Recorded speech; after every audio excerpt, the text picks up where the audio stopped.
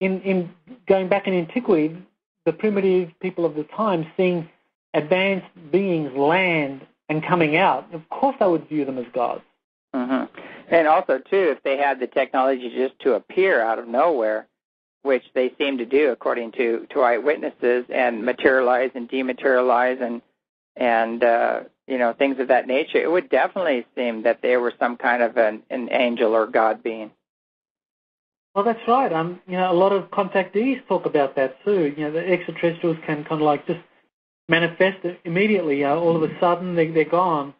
Mm-hmm. And so there's technology there for them to be able to teleport instantaneously. And again, that would be just one way in which their technology would be mistaken for being a sign or a miracle of the gods.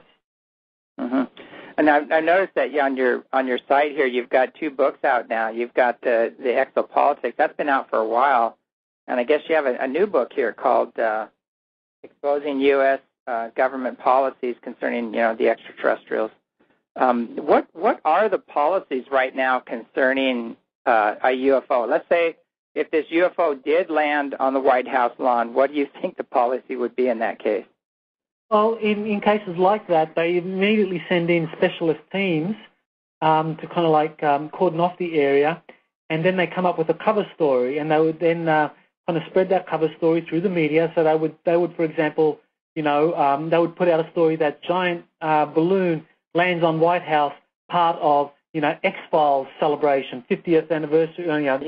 Anniversary. They would come up with a cover story like that, mm-hmm. and just put it out through the media.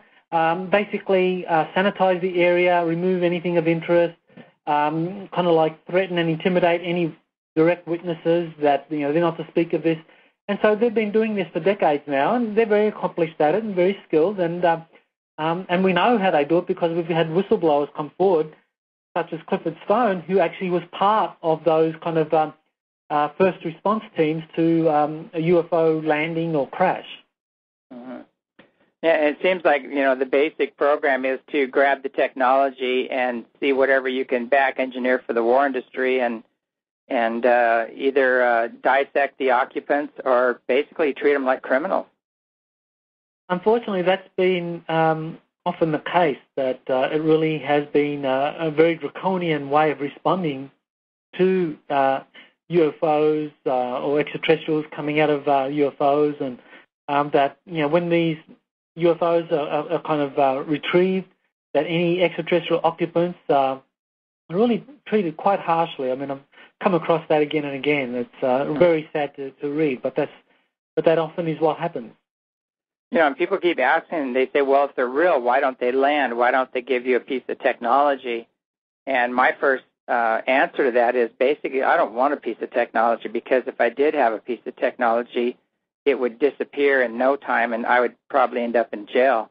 And if they did land here, I would be surrounded by military in moments, and they are chasing them right above us, and constantly. We're actually filming these events happening where they're sending in these black F-15s, no marks, nothing on them,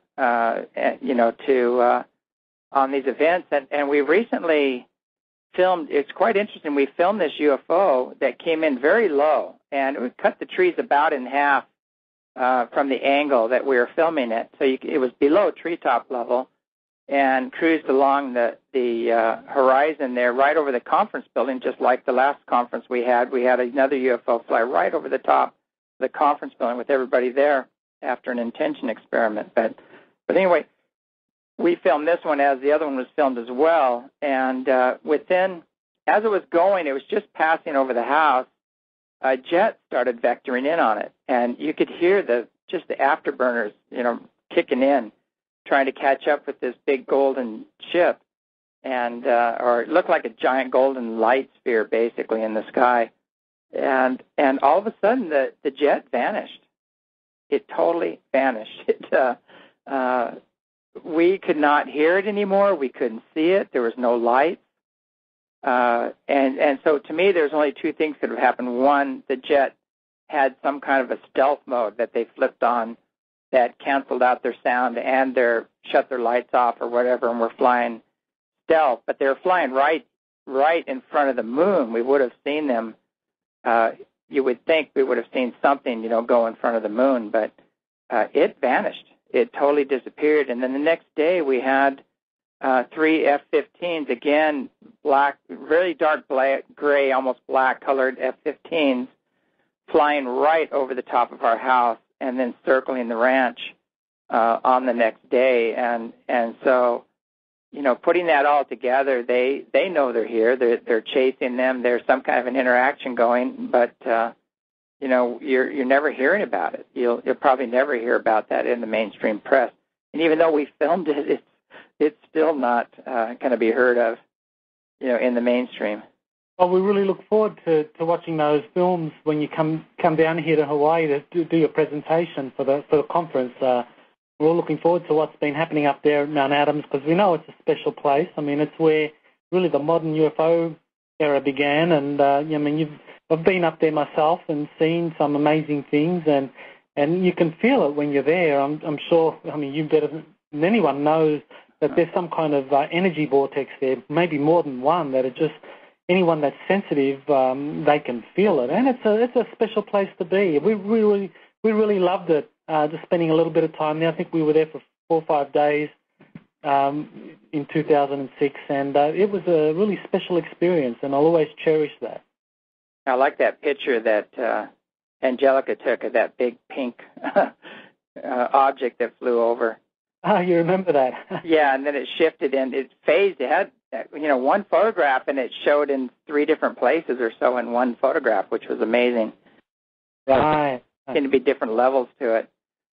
But, it's pretty interesting. The last conference here, we had John Riley here and Brooks Agnew both were here, and they both filmed the ship flying right over the building after an intention experiment. And we've got that footage as well, and pretty undeniable.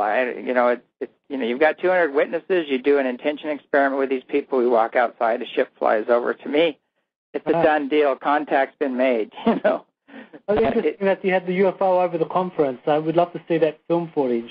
Yeah, it's on our website. I'm sure it's on the website. If it's not, I'll shoot it to you, and I'll also have it at the conference. When I come there, I'll have the footage of the ships flying over the conference. Right. We've also had UFOs over our conferences.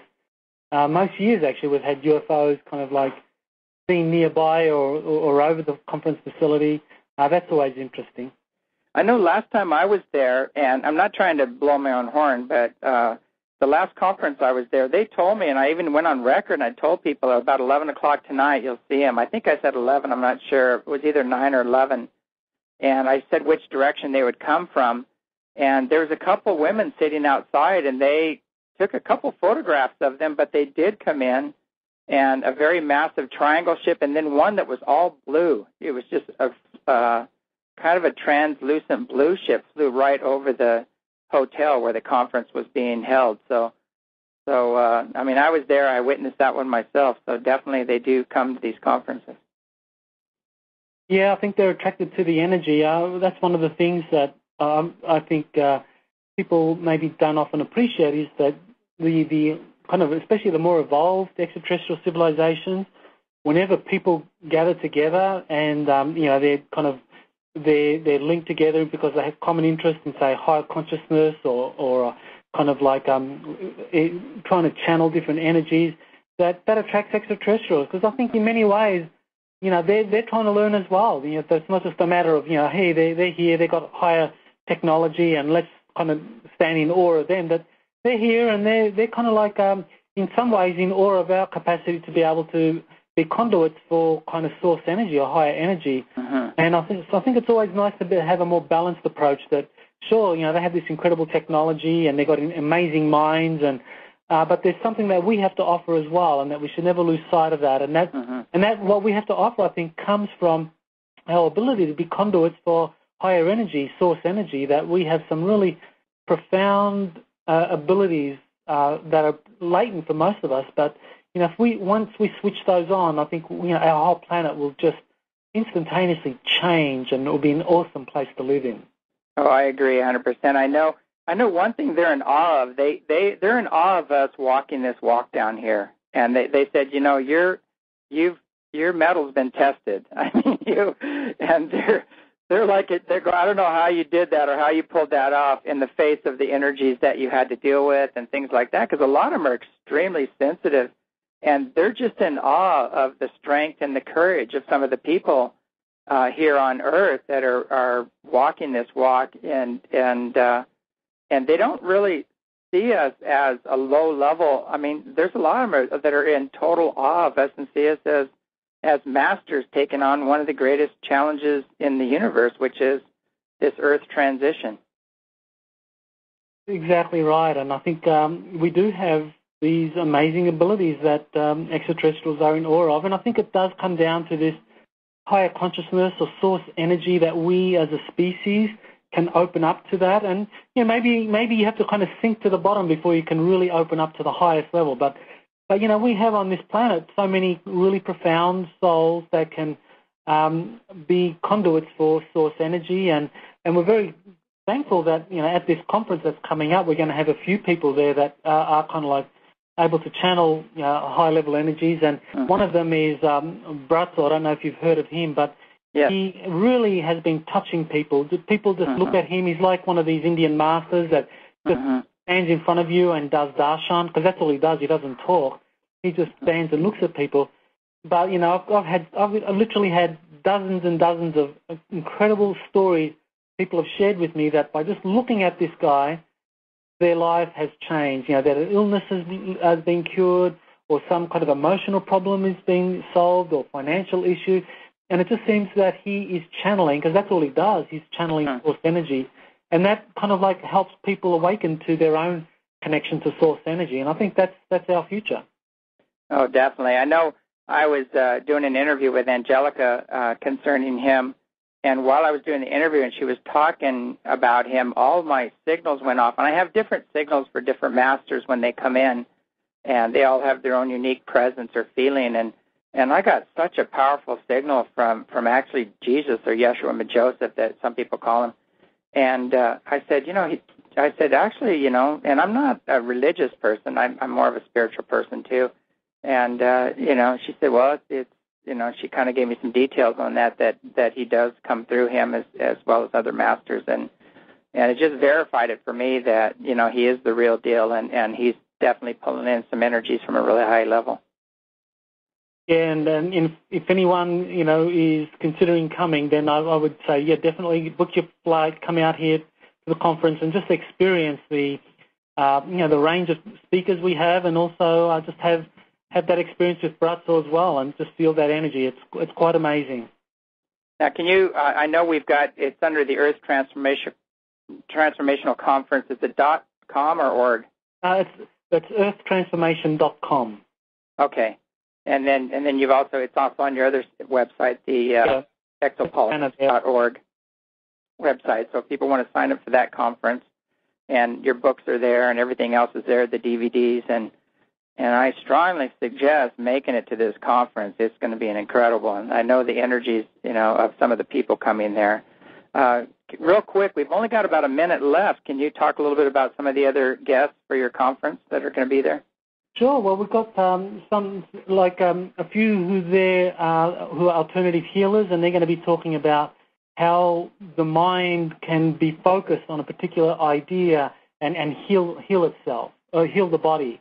That the mind-body connection is a really important one. And so we're going to have a speaker there, Dr. Vernon Barksdale, who's going to talk about that. We have another alternative healer, Dr. Cairo Rocha, and he's going to be talking about the correspondence between nature and the human body, and that as we understand the resemblance that nature has to the human body, we can find out what can cure us. And finally, we have Dr. Tom Valone, who's going to be there, and he's going to be talking about some new energy technologies, and hopefully even give a demonstration of one of these alternative energy batteries that he has. Great. Yeah, it sounds like it's going to be an awesome conference.